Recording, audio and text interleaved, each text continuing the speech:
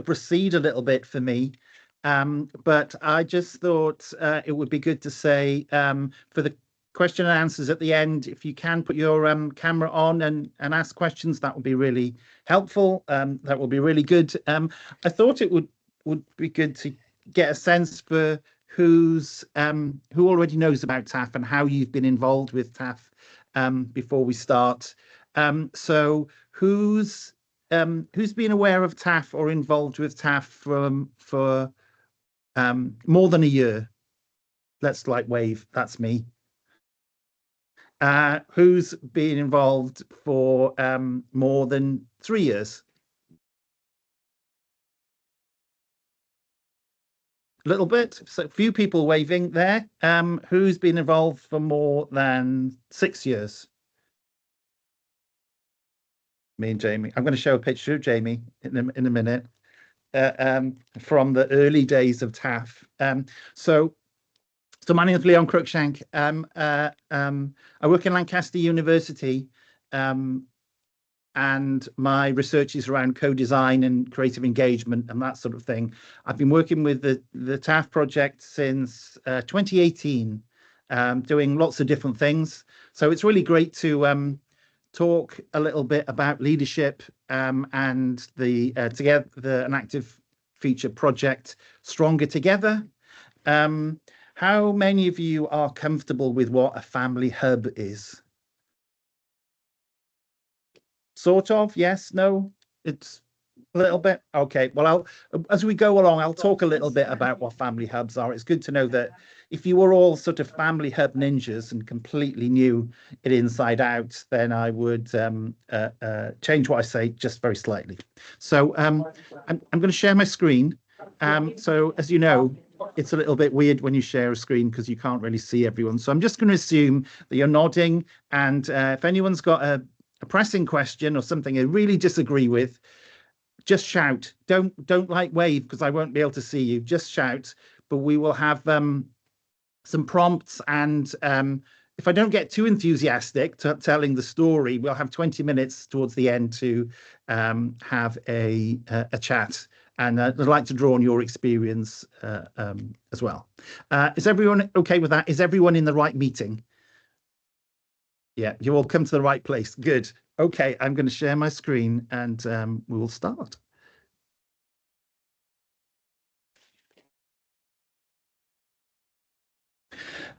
So we are going to be drawing out some leadership lessons from the Stronger Together project. So this is underpinned by my research on system change through co-design. So we're going to be talking about how co-design can be a useful tool in terms of leadership, but also some of the challenges for that. I've used co-design with systems and with organizations for a long time. I'm really old, so I've done lots of work with lots of projects. One of the big projects I did a little while ago was with Lancaster City Council. And we use co-design with them on a project, actually two projects that connected together, and they really changed the way they worked with their communities. As we say here, what changed for us is a whole new way of trusting people. And that led to structural changes in how people are employed within the council, as well as their relationship with the outside, with their peoples. So that's one example. I also thought I would talk a little bit about TAF as an example. And so here's a picture. Jamie's on this call, holding forth. This is the launch of the TAF project. And some of you may have been at this. You might see yourself here. Obviously, everyone looks better in 2018. So you'll just see how young and glamorous you're looking there. There's some more people here. I'm not looking young and glamorous there because I was delayed traveling back from some work in Uzbekistan, so I was pretty spacey because I more or less came straight from Uzbekistan to the events that we ran. Ken Massa, who you are probably all aware of. You said some very nice things about imagination involvement in TAF. Ken's leading on the leadership side of TAF now, but we've seen an approach that's felt like opening a new world, not a risk. It's a world we wanted to get into, but we're not been able to get into it. And I think co-design does open up possibilities for transformation through really engaging with all sorts of stakeholders. They could be dog walkers, they could be people who play football, they could be Sport England, all sorts of people. And the approach is that through that you can change your systems. But there are some interesting leadership challenges that we'll talk about today. So the thing that prompted this talk is a project that I'm doing with the family hubs in Blackburn with Darwin. And we realized really early on that this needed a name. So we called it Stronger Together. So family hubs are they're sited in areas where there are multiple causes of deprivation.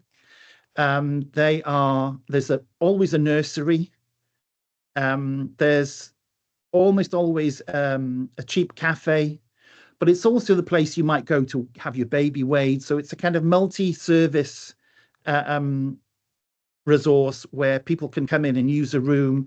If the adoption agency might be hiring a room or using a room one day, there might be baby yoga, there might be baby massage, there might be send support. So all sorts of things going on in these centres. And there are 4 of these in Blackburn with Darwin. Some of them have a turnover, or they have more than 20,000 people use them throughout the year. So they're quite busy, quite hectic places. And we wanted to see whether we could change the culture in family hubs to increase physical activity.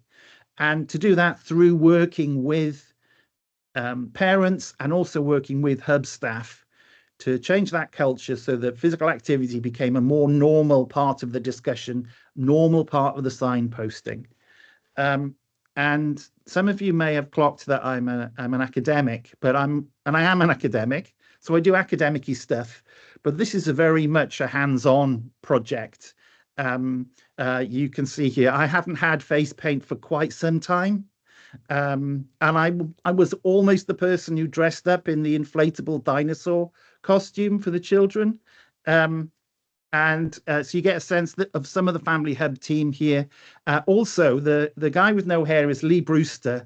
He's my collaborator on the Stronger Together project, and Lee and I have been working on this, and we work on other things as well.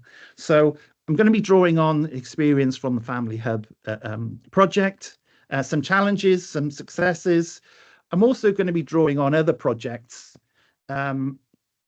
So these projects include City Council, working with children in care or on the edge of care or cared for children.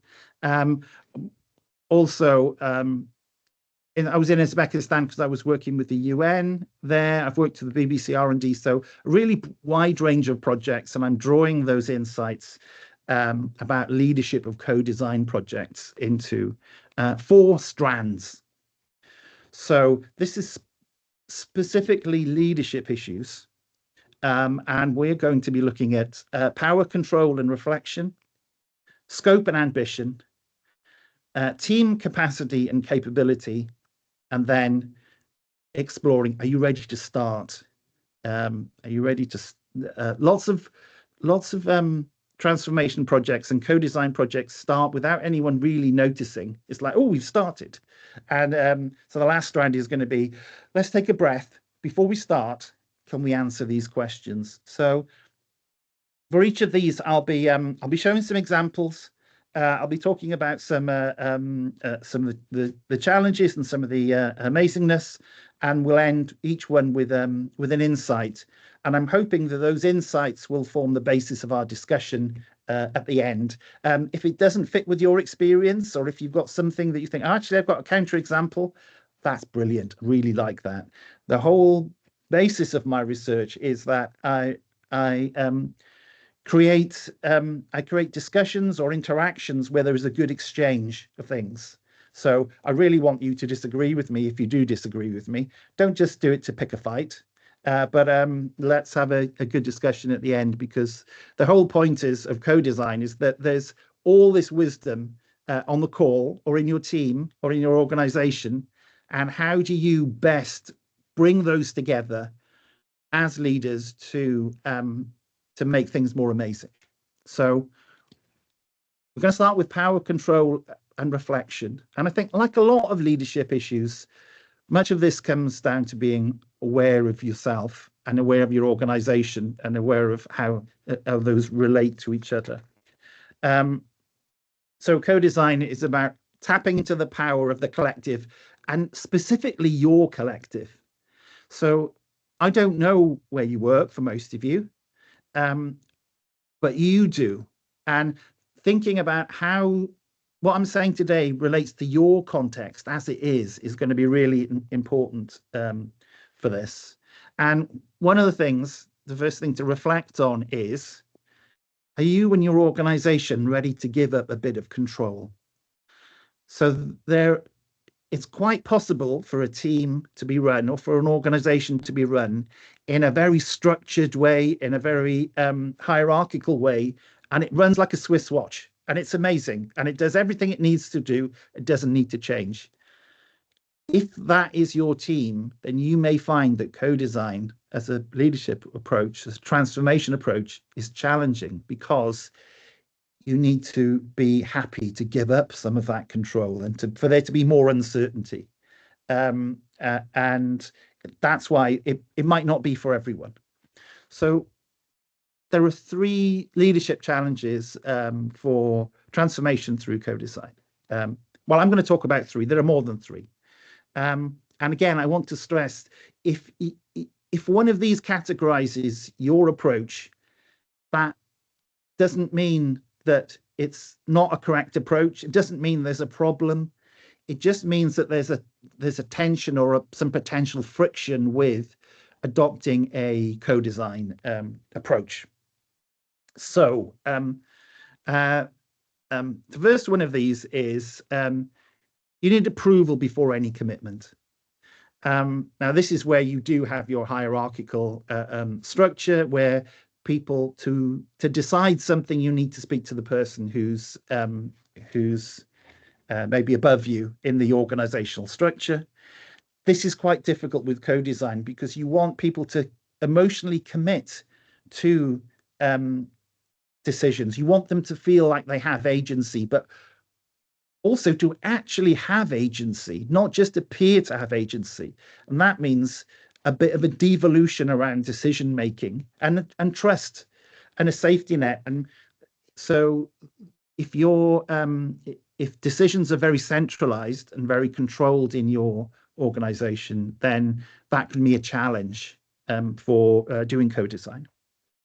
I'm going to talk about some examples where even with really heavy safeguarding issues, you can still have good, productive co-design process. So it isn't that one area is more suited to co-design than another, but it might be that one organization is more suited to co-design than another. So positive vibes only. I have been involved in organizations where people have said at meetings, I only want to hear about the good stuff. I only want solutions, not problems. And this can have a sort of soporific effect on morale. It can be quite soothing. It's like, well, no one's having any problems, no one's struggling. But it does mean that it's harder to reflect on the things that are not right. And that is essential for co-design, that you're thinking about, okay, well, where could things be better? So if you have this positive vibes only, which I have worked in organizations, it makes it much more difficult for a team to reflect on and to positively challenge each other. If they're used to saying everything is fine, Aren't we all good? Yes, everything is fine. Or there was a problem, but actually this is the solution. It's all sorted, nothing to worry about. That culture makes it harder for people to suggest solutions and to find problems, and to explore those reflectively. The last one is if you really need certainty and predictability. Co-design is about finding surprises. I've got surprise and delight here because it's a design thing. Is that because a surprise could be horrible, um, but something that's surprising and delightful is the thing that will make you buy something. But also, it's a thing where you will help transform your organization. If it's something surprising and delightful, it gets people in the right mode to change.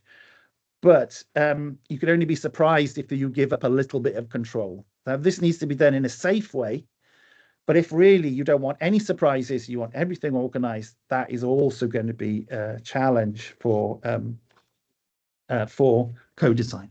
So in reflecting these issues, one of the things we did in Stronger Together is that we developed a program of activity that had two streams. One stream was for senior managers, sort of heads of service down, so not like senior, but fairly senior managers, and also for less senior members of staff. And the idea was that those two streams would then come together. And the program was called Mess and Success. And it was about helping hub staff to be conscious of the positive things, be conscious of their personal successes, and their personal achievements, but also to become more confident in developing a growth mindset and looking at challenges as a genuine opportunity to learn and share and help each other and be critically reflective and be able to be positive with each other, but also to be critical with each other. So this involved talking truth to power. It involved leaders being more confident in showing their vulnerabilities and their humanity and where things are going wrong with them and the pressures that they're under.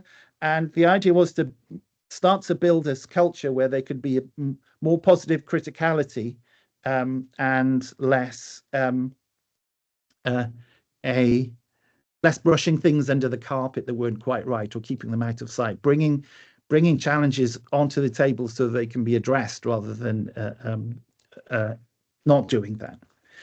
So the insight is, so co-design can be transformational, but it isn't right for everyone. And it's totally okay for you to think, actually, this doesn't really work for me as a team leader, or this really doesn't work for our organization or for my manager or my managers. I did a project in Sweden for a paper research company. They research different types of paper, and they wanted an open innovation project. So, they paid for me to go over, but they wouldn't let me into the factory and they wouldn't let me speak to anyone because they wanted to do open innovation, which is a bit like co-design, but they were not able to be open. They worked so that so I had a nice time, and the food is great. And I wrote a report, and I did interview like a couple of people, but really they'd signed up for something, and there was money, they paid for it, so it's okay, but they hadn't really reflected, is this the right thing for us? So I'm not here as a flag waver for co-design, because it isn't easy and it isn't for everyone and it isn't for every situation, but there are possibilities to do great things with it. Going to talk now about scoping and ambition, and I'm going to show two contrasting examples here. So this is Stronger Together, and in the beginning we had a meeting with the senior managers of the hubs, and they literally said, we'll do anything, we're up for anything at all, we can give as much time as you like, we want to do loads, can we do more than that? So we end up with 8 work streams. for a 2-year project. And we, through a series of iterations, realized that even though they were enthusiastic, they didn't have the capacity to do all that they wanted to do. And there wasn't clarity in having these 8 work streams. So we condensed things. We made things simpler. We made things more straightforward for parents. So parents are really involved in this, and also hub staff. And we realized that the scoping wasn't right as we went along, because it was confusing and there wasn't capacity for it. There's another type of capacity here. I'm going to talk here about a project I'm doing with Blackpool. This is called Mapping Born into Care, and it's it was a project to map the process by which unborn babies are taken into care at the point of birth. And this is a very bad problem, like nationally, but particularly in Blackpool. So it's not very unusual for 4 or 5 or 6 babies to be taken into care from a mother. And so there's a very large project, multi-million pound project to understand this.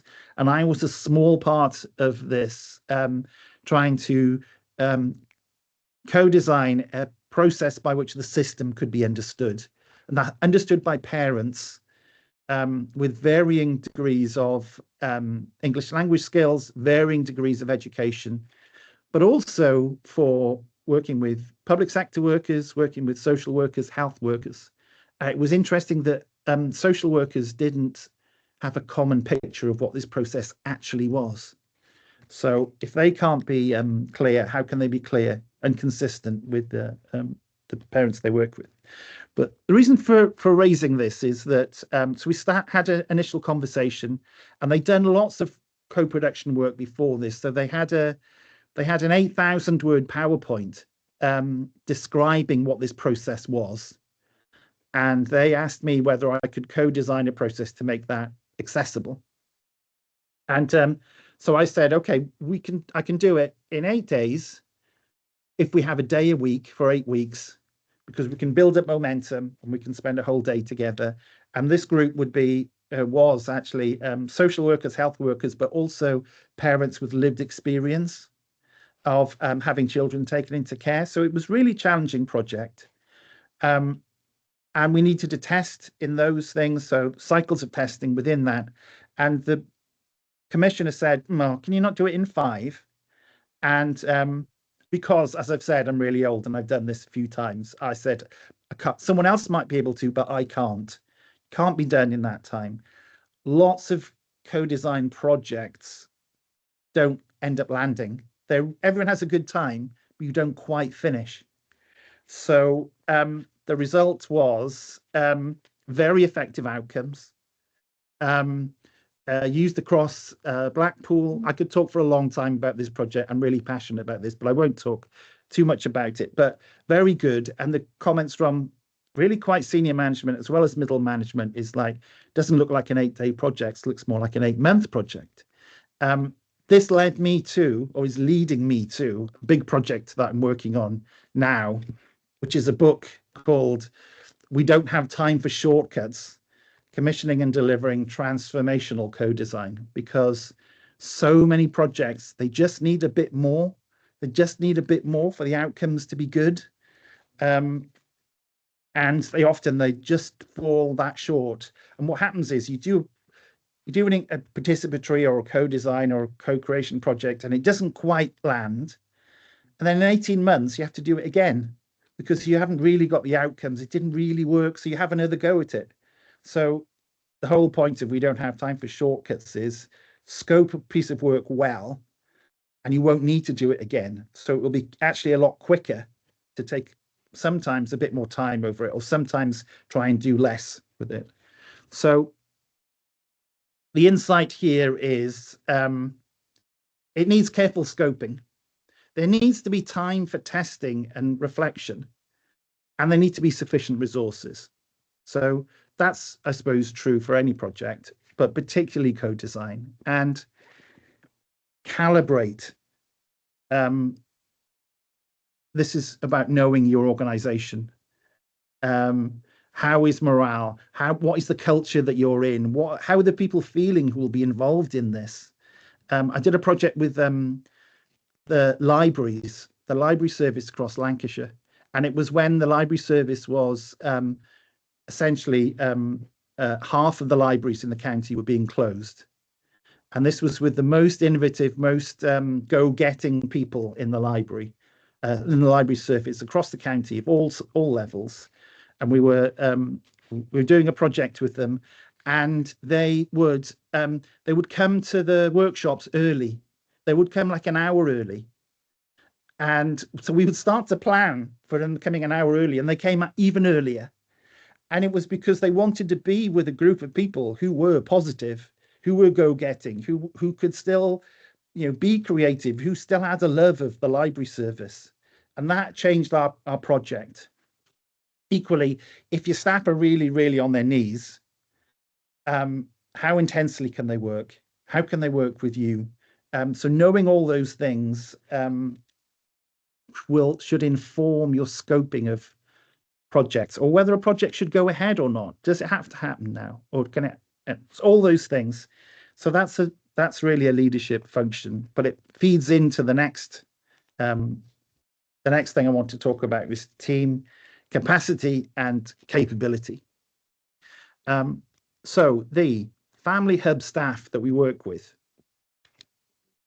I've spent a few weeks just shadowing the people in the family hubs, just working there, and the breadth and range of challenges they face, absolutely amazing. Amazing. I was there, they had a £30,000 water bill because there was a hole somewhere under one of the family hubs, to really serious safeguarding issues, to rotas about cooking and the kitchens running properly. So I universally found them to be passionate. They're committed, flexible, they're resilient, they're welcoming, really great people to work with. In terms of running a co-design project, there are some challenges. Consistency. You couldn't guarantee that people could make an event, ever.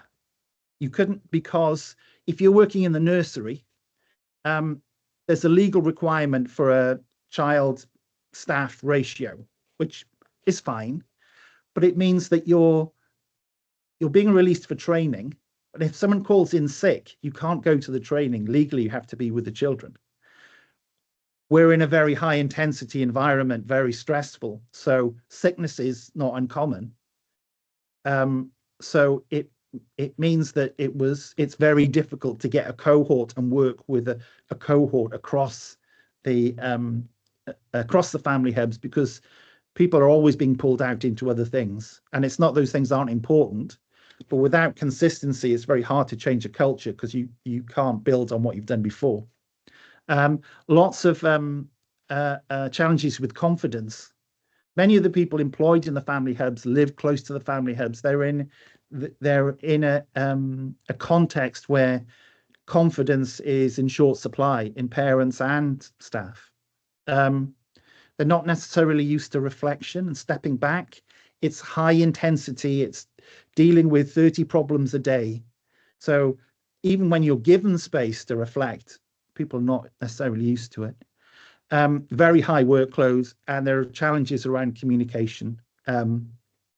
So that was some of the challenges we faced with the family hub, and maybe that's strikes a chord with some of you.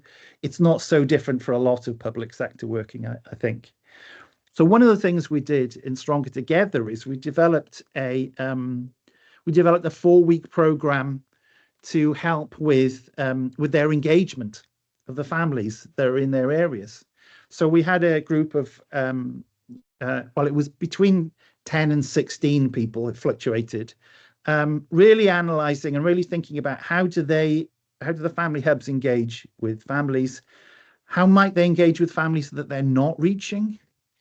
And what are the unseen barriers that are in place to stop engagement between parents and children and the family hubs. So that worked really well as an approach. We're also we haven't delivered this yet, but we are going to be delivering a new co-design process. And this is where I can put my academic hat on and say, unless there's something really, really innovative going on in Bulgaria that I don't know about or something, this is a new to the world process to do co-design, to change cultures, but working in pairs.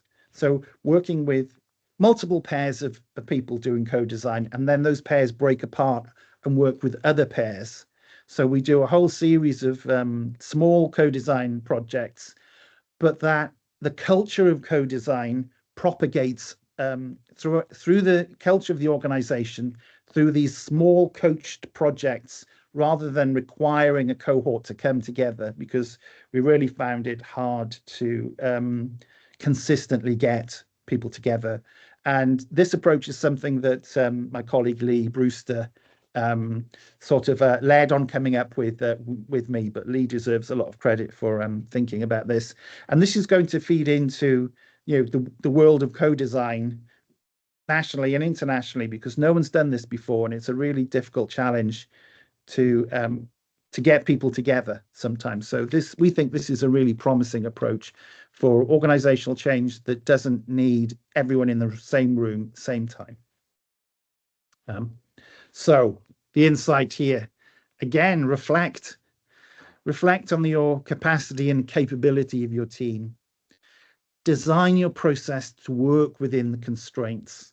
And that's really important. Design your process. Don't think it just happens. It happens because someone has thought about it and then it's been implemented. And just be wary of people being excited and overcommitting when they don't have the capacity to actually deliver. And that's not to say that it's not they're bad people. They're excited. They're open. They want to do stuff. Sometimes they need to be saved from themselves. So hopefully this has given you a kind of sense of the possibilities and challenges, and you might be thinking, oh, maybe I'll do some of this co-design. I want to end the lecture bit, or the talking bit, with some questions to ask yourself before you start a process. And the first thing I would say you're ready to start is you probably need someone outside your team to help with this. This doesn't have to be outside your organization, but it's we've got a bit of sport here. It's really hard to be a player coach, and in these sorts of processes, it's really hard to be a guide or a facilitator of a process of change, and to be a participant, to be inside that. And as a manager, you might want to be having contribution to the content of things, of the content of the process, being a participant rather than being a facilitator. And it really is extremely difficult, I would say virtually impossible, to be a good facilitator and to engage in the content, because mixing those roles doesn't help. It is swan-like, and so for it to be effortless, it takes a lot of work behind the scenes. And that might be something that you can get someone else to do that or help with that. It will help you. The other thing is that if you bring a stranger in, people behave differently. And it tends to help new thoughts come. Just a different face and a different way of talking and a different approach. It just helps people reassess the normal. Whereas if you're a team that know each other really well, it's quite difficult to get people to change because those relationships are set. So think about that. Think about how you can shake things up a little bit. I've got a model here for what needs to be in place for good co-design to happen. And I'm going to talk through this really quickly. So this is a really simple. And what I want to stress here is you should be able to talk about these before you start. And if you want to know more, there's a link in the presentation here This is a freely available paper, so anyone can access it. But before you start, how are you going to adopt an open and playful approach? Finding surprising solutions, finding surprising problems and then solutions is almost impossible without being open to new ideas, open to new things, and being playful and being light and having fun is really important in terms of being creative and coming up with new stuff. So the Born into Care project, one of the senior social workers who was in the co-design team with me is someone who'd seen too much of life. He'd been like a social worker for 30 years and he'd seen some bad stuff. He said, this is serious stuff, but we can be respectful, but we can also have fun. We should enjoy this, and we should, and it transformed the project and the feel in the room. So open and playful is really important if you want to have change and find new innovations. Determine how to work together and how you recognize success. So I'm sure some of you have worked in a group and it's just worked like a dream. And other times you've worked in a group and it's been a total nightmare. Co-design and engaging with co-design means that that's not an accidental process. That's something that you can design for, that you can create a process where it's much, much more likely to be successful. And then what is success? How do you know when it's gone really well? How do you know it's going well? That's really important before you start. Similarly, how will you generate, refine, and use ideas? So generating ideas is not difficult, but refining them and then pathways to putting those ideas into practice, thinking about that before you start is really important. And lastly, stop when it's good enough and then reflect. You will never come with a perfect solution. So how do you know when to stop? But also, how are you going to evaluate what you've done? And that could be personal reflection, but how are you going to evaluate the effectiveness of this intervention or this change in a year's time or in 2 years' time? These are things. So if you were in a process where you're talking to someone, maybe there's some resource in another part of your organization. In Blackpool, in Blackpool Council, they have a co-production team. So say you were in Blackpool and you approached the co-production team, I would say have a discussion about these 6 questions. And if you can address these 6 questions before you start a co-design process or participatory process, almost without exception, you will end up with better outcomes. Just consciously reflecting on and having a plan for these before you start is going to help the process go better. So that's a bit of a quick run through 4 strands of leadership issues to consider when adopting a co-design approach. I'm going to stop sharing my screen, but just to say, if you want to talk about co-design or new forms of engagement, just drop me a line. I'm only in Lancaster. I'm just up the road. I'm in Burnley a lot. I'm in Blackburn a lot. So I'm very happy to talk more. And I'm going to remember to stop sharing my screen because I always forget to stop sharing it. Oh, and I'm 3 minutes out. Oh, curses, 3 minutes out. That's a pain. So let me just say, I'm just going to post those things in as a memory for you. And is there anyone who would like to reflect on what I've said? Did anyone disagree? How are you feeling about co-design? Is there anyone who's thinking, actually, really, really not for me? No, I like a bit of structure. Who's going to start? Let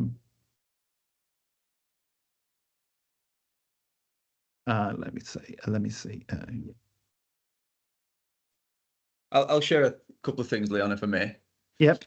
So a couple of things that I think kind of just to talk about what kind of connected. I mean, just that really, I popped it in the chat, that question of, how willing are we to give up a little bit of control is a really interesting question to just ask really early on in something. And even if the answer is yes, whether it is or it isn't, at least you have something to turn people back to.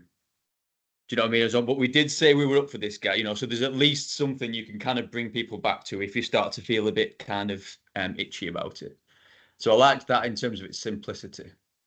And then as I was, because my background's public sector in the NHS specifically, I think to a degree the idea of almost everything should be co-designed is quite paralyzing. The NHS, I think, sometimes gets itself caught up in that, well, we need to co-design this, and then who designs the co-design, and then who co-designs the co-design of the co-design. And I wonder whether there's almost a criteria or a small number of questions that you can kind of create to say to people, well, should this be co-designed, or is it okay that a small group of people just make a decision on something here? Because I feel like we're in to a degree, there's elements of the work culture now where everyone's terrified of making a decision, and so let's co-design. And so it's interesting to explore what would be a criteria or a couple of questions you could pose to understand whether something makes sense to be co-designed or whether something can just be agreed on and move forwards. Two interesting points there. Who's anyone got thoughts on that?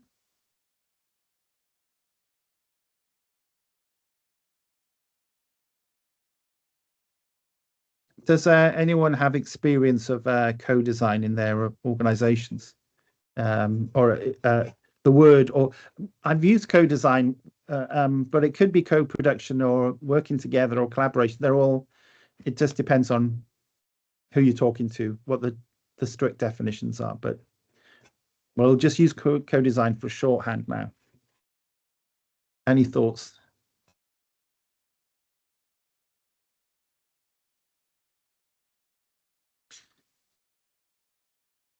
I feel like I should have been ruder. If I'd been really rude about Bernie or something, people would be really up for a fight and would be diving in. Rosie. Hiya. So I'm just at the start really of probably co-designing our active environments framework. So I don't necessarily have any deep and meaningful thoughts on this above and beyond. I'm interested in what you said. I definitely want to connect with you if that's okay, especially given what you've said about you've done lots of work in the family hubs. We did meet one time last summer, I think. So really just to maybe pick your brains a bit more around all those like little elements of structure that you've given there, in terms of, it's like truly being able to think about the scope and ambition of it and capacity and things like that. So if you're up for it, if you're able to give me some time to maybe help me on that process a bit more, so I don't maybe stumble across some common stumbling blocks or whatever, because I think we do want to co-design. We want to co-design with cross departments in the council and with VCFE, etc. But yeah, maybe just having some thinking time about how we can do it well would be good. Yes, I think it's a bit like going on an adventure or going on holiday. You can like pack really quickly and get out the door, but you might forget something. So just taking a pause and thinking, okay, how can we? It'll still be an adventure, but how can we do it in a way that is, more likely to be successful and more likely to be fun? And the fun is really important. So I'm very happy to. I'll just put my email in there. I'm not bumbling around without anything to do, but equally, I'm always happy to have a chat. And you can do 15 meetings in a day on Teams.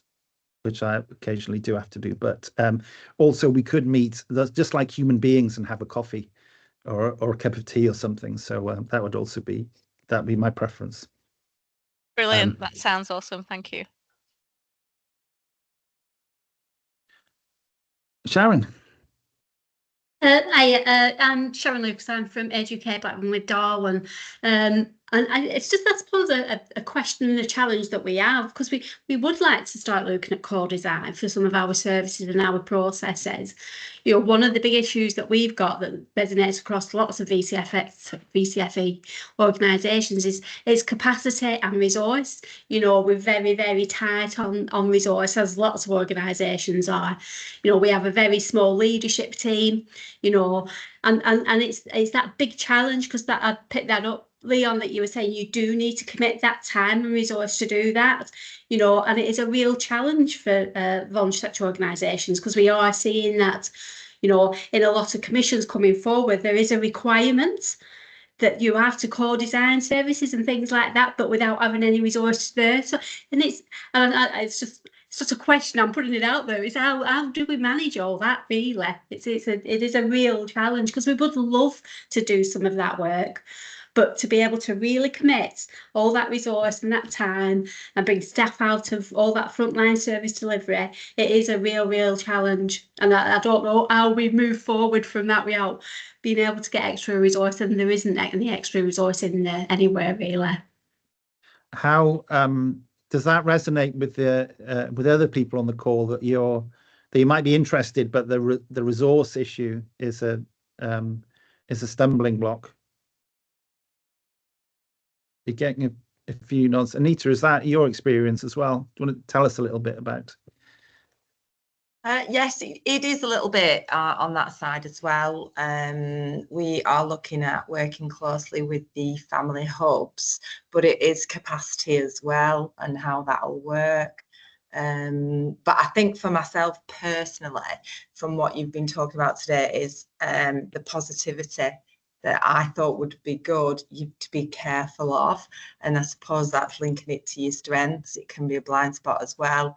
And how it's opened my eyes to make sure that, yes, being positive when you go in, working with family hubs, but also be aware that, yes, you've got to draw back and say, okay, there is a problem, and how we're going to rectify it, rather than being positive constantly all the time.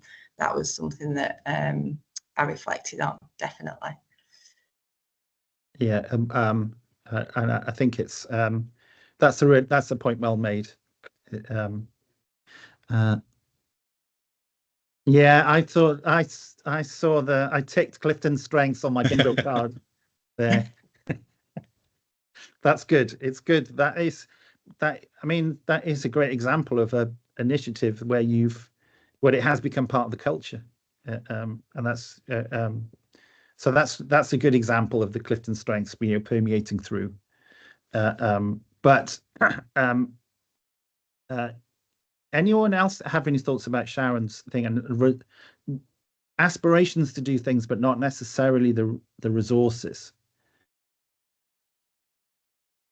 And the other way is that, has anyone got loads of resources that they don't need that Sharon could have?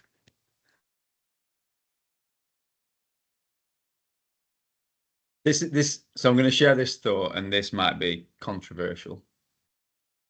And this isn't about Sharon's organisation, because I don't know enough of it, and it's a bit about my experience in the public sector. Is there's almost whenever like colleagues tell me that, I'm absolutely swamped at the moment, what I almost want to do is invite them to look at their calendars and see how many meetings they've attended that week, and how many of those meetings were actually productive and that they had a really valuable contribution to, and that actually achieved something. Because we're all absolutely swamped, because there's a kind of an endemic thing across the culture of we attend all of the meetings that are put in our diaries, rather than be a bit more cautious and selective about where we choose to spend our time. So I'm almost on this one person crusade of starting to suggest to people there isn't capacity. Well, we all have the same amount of capacity, and to a degree we choose where we spend that capacity and time. And so perhaps for some of us, it could be, are we using our time and capacity in the most meaningful places? And if we were to think differently about that, could that free up the time to then start to contribute towards some of this type of thing? And none of that is a solution, but it's almost just what I feel is a little bit the public sector culture is a little bit predicated on that type of thinking. I would agree. I would also say that there are approaches that can get something useful from a light touch. So it doesn't have to be that you need to spend 4 days together to come with a solution. And there are ways for it to be more to be useful, but to be a 5-minute interaction that could be spread over. So maybe you have volunteers, and your volunteers meet for a cuppa in the morning before they start their volunteering. So you can look for ways to efficiently engage with people for little micro engagements that don't need an event and don't need a calendar invite, but can also draw out those insights and be part of that co-design process without it being a big performance. And I'm sort of saying that, knowing that if I had to do it, I could do it, but I haven't got something in my back pocket that, as I say, I can point you to this thing to do. But I think there are ways to think about, okay, how can we efficiently involve people in processes where we get their insights and experience and get their creativity. I think that last phrase there, Liam, was the key bit, wasn't it? It's just finding the time to think about, and like I said, that doesn't need to be 2 hours, 3 hours, or whatever else, but 5-10 minutes to think about a thing. How many times have we all heard somebody say, "I've not had time to think today"? So that's a tough day. Maybe you need to think about that. Where could you have found 10 minutes? Or yeah, and there's not a solution to that, I appreciate, but it's like, if you're not able to find that time to think, nothing can ever possibly change. Yeah. I know someone who's a campaigner for meetings finishing 10 minutes before the hour, because you just to build in. You used to be able to have time walking between meetings, but now we don't have that mostly. So that is it's not really an answer for you, Shan, but I suppose we're sharing your pain and saying there probably is a way to do it in an efficient way that just uses the time between things. Any questions anyone got, like a completely different opinion or something out of the blue that you want to talk about? We've got 3 minutes. And I don't have to rush off, but a bit of a golden rule is not to finish late, because you don't know what other people have got to do. So anyone got any thoughts? Anyone think my the 4 things I've missed one, or that you disagree with anything, or does anything resonate with you? Has anything been useful today?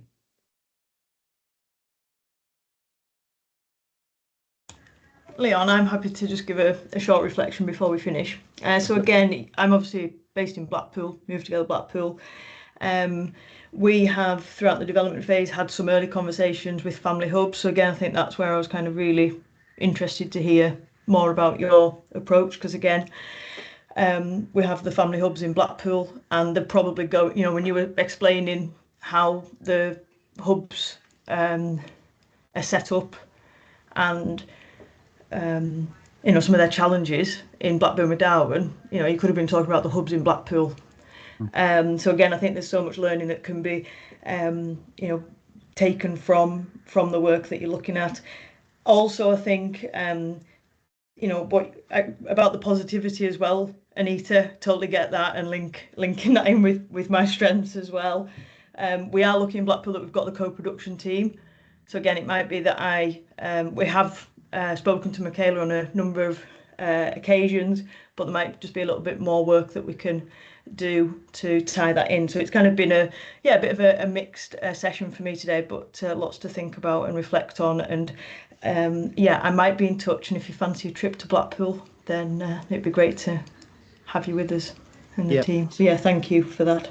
Absolutely. So totally up for a Solaris House visit. That's very welcome. And Michaela is great. The head of co-production. It's really good. Any final comments or thoughts?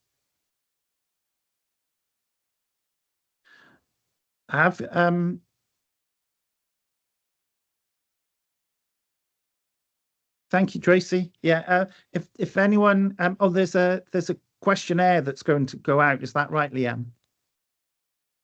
Just popped it in the chat now. Thank you. Okay. It's a really small thing, but it's really useful to get this feedback. I hope you had a good time. It was really interesting pulling this together. It would be nicer to be in a room where I could talk and see human faces rather than looking at my own graphics. But I guess we couldn't have got you all in the room at the same time. So that's the plus side. So thanks for coming. By the way, I've got a bet with Ken Massa, who most of you know, or some of you know, that the recording of this would get more downloads than the previous session that he did. So I'm going to promise you that if you push this on your social media when you get the link, you will each get a full size golden unicorn delivered by Amazon. Just saying.